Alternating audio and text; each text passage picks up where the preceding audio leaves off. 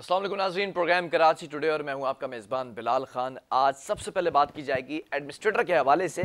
कराची का एडमिनिस्ट्रेटर की तकर्रुर के लिए क्या तमाम स्टेक होल्डर्स का मुशावरत करना इंतहाई ज़रूरी है, उनको एतमाद में लेना ज़रूरी है, जिस पर बात की जाएगी। क्योंकि गवर्नर सिंध इमरान इस्माइल की जानिब से कहा गया कि कराची किसी की खाला का घर नहीं है जो फैसले मुसल्लत किए जाएं। ये भी कहा कि कराची ट्रांसफॉर्मेशन प्लान की मीटिंग से ये तय हुआ था कि कराची का एडमिनिस्ट्रेटर गैर जानिबदार लगाया जाएगा, कोई सियासी कोई पॉलिटिकल फिगर नहीं होगी, बल्कि ब्यूरोक्रेसी से ही चुना जाएगा उस शख्स को।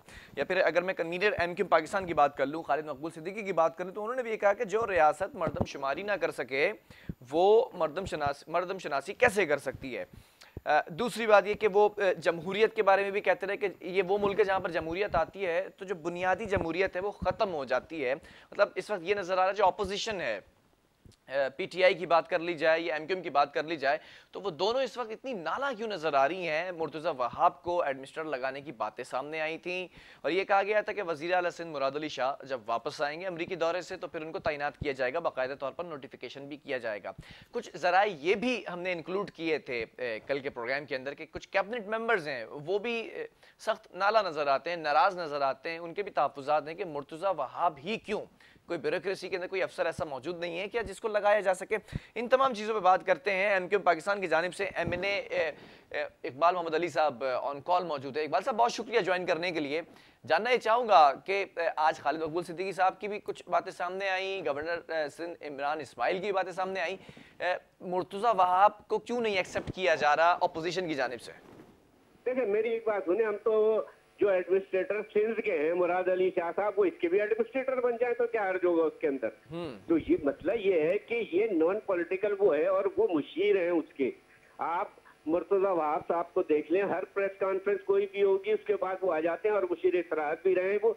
तो इस तरीके से अगर लगाना हो कि इस शहर के अंदर कोई पढ़ा लिखा और कोई मौजूद नहीं है कि वो एडमिनिस्ट्रेटर के काबिल हो, या ब्यूरोक्रेसी में लोग खत्म हो गए हैं 20 ग्रेड के 22 ग्रेड के लोग, ये क्या मजाक बना है भाई। ये कराची को इन्होंने कोई वो बना लिया, अपनी जागीर बनाए रखकर है इन्होंने कि जिसको मर दिया जहां वो कर दे। और जितने एडमिनिस्ट्रेटर बैठे हुए जिलों के अंदर, इसके अंदर जो है आप ये देखें कि वहां पे सारी चीजें और अपनी मनमानी से इसको ट्रांसफर उधर, जो वहां पे उस ग्रेड के लोग बैठे हुए 17 के 18 के और शिकारपुर से खैरपुर से ला के यहाँ पोस्टिंग करें। बंद करो यार ये सारी चीजें, इस तरीके से काम थोड़ी चलता है कि आप अपनी मनमानी के जाए शहर के अंदर इस तरीके से।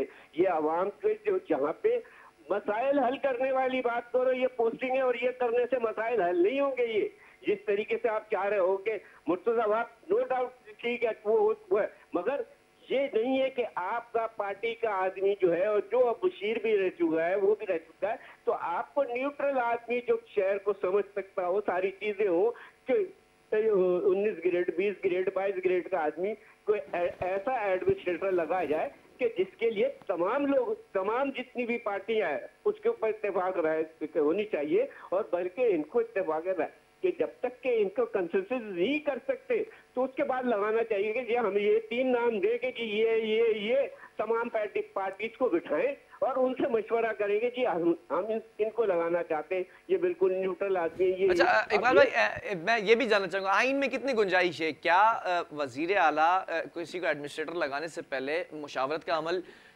करना चाहिए उनको, या फिर अपनी सवाबदीद पे लगा सकते जिससे चाहे? मेरी बात सुने, आइन की अगर बात करें तो आइन का आर्टिकल 140 है, क्या कहता है उसके ऊपर अमल किया, इस पे आइन कहाँ चला गया, इस पे इसको आइन का ख्याल नहीं आया कि आइन ये कह रहा है कि तमाम इख्तियारात लोकल बॉडीज को दिए जाएंगे, तमाम इख्तियारात डिस्ट्रिक्ट के जो चेयरमैन होंगे, जो वाइस चेयरमैन होंगे, मेयर होगा, डिप्टी मेयर होगा, उसको दिए जाएंगे। यहाँ पे आपको इनको आइन नहीं, आइन के मशवरे, मैं तो कहता हूँ अगर आइन के अंदर ये शिक होगी और नहीं भी है तो आपको करना चाहिए। ये शहर का मसला है, शहर इस पाकिस्तान का बाप है, ये शहर ये कमा के देता है, ये सारी रेवेन्यू आपको 95% आपको कमा के देता है। बताओ पूरे पाकिस्तान से। मैं तो एक छोटी सी मिसाल, तो मैं तो असेंबली में खड़े होकर बात कही है कि लियाकताबाद जैसा जो है वो पूरे लाहौर के से ज्यादा कम आपको टैक्सेस देता है, तो फिर उसके बाद वो हम तो 13 साल का हिसाब मांग रहे हैं। एनएफटी अवार्ड पर रोते ना ये रोजाना कि एनएफटी अवार्ड हमें से नहीं दिया गया, वो कट होती। ओ भाई 13 साल का हिसाब दो, पीएफसी क्यों नहीं दिया, आपने क्यों नहीं किया, पीएफसी दो, ये हम तो ये चीखते हैं कि इख्तियारात दो तो काम। आज कहते हो हम ये काम कर देंगे, हम सिंध को ये कर देंगे, कराची को ये, कराची छोड़ दो किसी और शहर को। अभी आप देख ले मैट्रिक के इम्तिहान हो रहे, और खुदा की कसम कहता हूं मैं कि ये सारे के सारे जितने भी एसीडीसी लगे हुए सब इसी तरीके से पास हो गए हैं जिस तरीके से मैट्रिक के इम्तिहानों के नजर ये आपको दिखा रहे हैं नकल होते हुए। आपने देखा कि इसके अंदर इम्तिहान के अंदर एक एक खानदान के जो हाई कोर्ट ने लेने के बाद जब एक्शन लिया तो इन सबको हटाया वहां से। तो इस तरीके से नहीं होगा। अगर इस शहर को, इस सिंध को चलाना है तो जो तरीकेकार है, कवायद ज़वाबित है, उसके तहत चलाना होगा। अच्छा, आपको नहीं लगता अगर मुर्तजा आपको एडमिनिस्ट्रेटर लेकर आ जाते हैं तो गैर जानिबदारी के साथ काम करेंगे? देखिए मैं नहीं समझता। रीजन क्या है, वजह क्या है?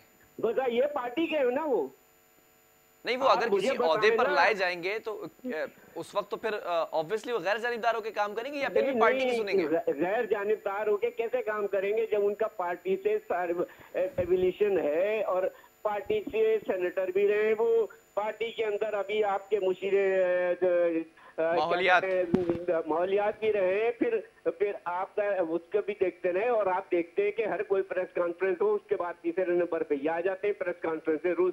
तो फिर क्या करेंगे, ये पार्टी बनेंगे या क्या करेंगे पार्टी का? तो उस तरीके से नहीं होगा ना। आप इसी पे वो क्यों कर रहे हैं? आपके पास इतने बड़े लोग बैठे हुए हैं, पढ़े लिखा शहर है, पढ़े लिखे शहरों का ये है कि ये 20-22 ग्रेड के पढ़े लिखे लोग बैठे हुए, उनको लेके आए, उनको किसी को बनाए तो ताकि पता लगे कि वाकई में कि बिल्कुल इम्पार्शियल होके काम होना चाहिए। नहीं तो कानून की अगर बात कर ली जाए तो वो तो ये जवाब दे रहे हैं कानून में गुंजाइश मौजूद है, किसी को भी चाहे वजीर आला लगा सकते हैं एडमिनिस्ट्रेटर। इस पर फिर ऑपोजिशन क्या करने जा रही है अगर लगा दिया? देखिए मैं एक बात कहता हूँ कि देखिए बात वही आ जाती है, अगर गुंजाइश है भी, आप गुंजाइश नहीं भी होगी तो ये निकाल लेंगे भाई, पूरा मुल्क तो खा गए। ये गुंजाइश थी, आप मुझे बताएं कितना पैसा? 1800 अरब रुपए, 18,000 अरब रुपए इन 13 सालों के अंदर। इसका हिसाब दो यार आप। क्या आप कहते हो कि एनएफटी नहीं मिलता? एनएफटी का दे दो इसका हिसाब। आप कहाँ है पूछने वाला है? आज ये जो आज भागदौड़ मची हुई है उसी की बची हुई है ये, जिनसे वो हिसाब मांगा जा रहा है। ये नहीं, सबका जवाब दे तो रहे हैं। नैब में तो सीएम साहब खुद पेश होते हैं, सारे केसेस नैब में चल रहे हैं हर चीज के। देखे बात वो ये है, नैब में चल रहे हैं तो अब अमेरिका चले गए वो नैब में जाने के बजाय। नहीं, नैब में पेशियां तो होती ना, वापस तो आएंगे। ऐसे थोड़ी कि अमेरिका जाके बैठ गए, वजीर आला है, चीफ एग्जीक्यूटिव है। कोई भरोसा नहीं है भाई, कब आदमी निकल जाए किसका क्या पता। जैसे आप देखे एसबीसीए के मजदूर काका कहाँ है, तुमरो कहाँ है, कोई कनाडा बैठा है, कोई लंदन बैठा है, सारा शहर का बेड़ा गर्क करके हाई राइज बिल्डिंगें देके, ये पवेलियन एंड तोड़वा के, क्या कहते हैं अलादीन तोड़वा के, और नस्ल अपार्टमेंट का ये सब इन्होंने दिया। इनको पकड़ो, वो बेचारे गरीबों को क्या कसूर है? और आपका एडमिनिस्ट्रेटर पर क्या नाम था इनका, जो पहले जिस वक्त एडमिनिस्ट्रेटर थे, उन्होंने अलादीन पार्क का अपना मीडिया पे उसमें जियो के अंदर खानजादा के प्रोग्राम में फहीम जो थे फहीमुज़्ज़मा प्रोग्राम में कहा कि मैंने ये अलादीन का किया था। अगर 400 की जगह 600 दुकानें हो गई तो भाई 400 दुकानें तो उसने अलॉटमेंट की थी ना, सही प्रोसेस से, पूरे प्रोसेस से। नहीं इकबाल भाई, फहीमुज़्ज़मा तो मेरे प्रोग्राम में भी बैठकर फारूक सत्तार का नाम लेकर गए। उस वक्त आपकी जमात का हिस्सा थे वो ये भी नाम लेकर गए मेरे प्रोग्राम में, ऑन एयर बैठ के कहा कि दुकानों को जो एक्सटेंड किया गया तादाद को, वो उनके कहने पे किया। फिर नेमतुल्लाह का भी नाम लिया उन्होंने। वो अगर जो एक्सटेंड किए उसको तोड़ते ना, बाकी सबको क्यों रगड़ दिया आपने? 400-300 दुकानों को, सबको रोड पे लिया। आज वो उनको तो सामान तक नहीं उठाने दिया। सारी चीजें ये यार इस तरीके से नहीं करो, इस तरीके से नहीं चलेगा। अगर ये जिस तरह से ये हुकूमत चलाना चाह रहे हैं, इस तरीके से नहीं चलती है। तो उनको पकड़ो ना जिन्होंने ये सारी चीजें दी। चलें ठीक है, ये चीजें तो समझ में आ रही कि मुशावरत नहीं की गई, तो अगला लाएमल क्या होगा? पूरी ऑपोजिशन इकट्ठा होकर खड़ी है इस मौजू के ऊपर, इस मामले पर क्या करेंगे फिर? देखिए बात ये है कि जो पूरी ऑपोजिशन बैठे, ऑपोजिशन बैठने के बाद जो फैसला होगा वो ऑपोजिशन करेगी ना बैठ के, चाहे वो गवर्नर हो, चाहे वो लीडर ऑफ द ऑपोजिशन हो। हमारे जो ऑपोजिशन लीडर है ये सारे के सारे बैठे, इनसे मशवरे करें मशवरे करने के बाद ही कोई हल निकले। कमर नवहीद भाई हैं, उनसे मशवरा करें क्योंकि वो सूबाई असेंबली में लीडर हैं उस चीज के, पार्लिमानी लीडर हैं। इन सबसे बैठ के मशवरे करके सारी चीजें हो तो कोई हो, ये थोड़ी है कि आप अपनी मर्जी से ऐलान कर दें जी कल आप उसको वो कर दें, तो इस चीज को एक्सेप्ट नहीं किया जाएगा इस तरीके से। ठीक है, बहुत शुक्रिया इकबाल मोहम्मद अली साहब हमारे साथ मौजूद थे, रुकन सूबाई रुकन कौमी असम्बली हैं और MQM पाकिस्तान की जानिब से। बिल्कुल एक्सेप्ट नहीं किया जाएगा मुर्तज़ा वहाब को एज अ एडमिनिस्ट्रेटर अगर बात की जाए। पॉलिटिकल फिगर हैं, सियासी फिगर हैं और ब्यूरोक्रेसी का इनसे क्या ताल्लुक है, बड़े एतराज़ात हैं। वक्फा लेंगे, इसके बाद मज़ीद इसी को कंटिन्यू करेंगे।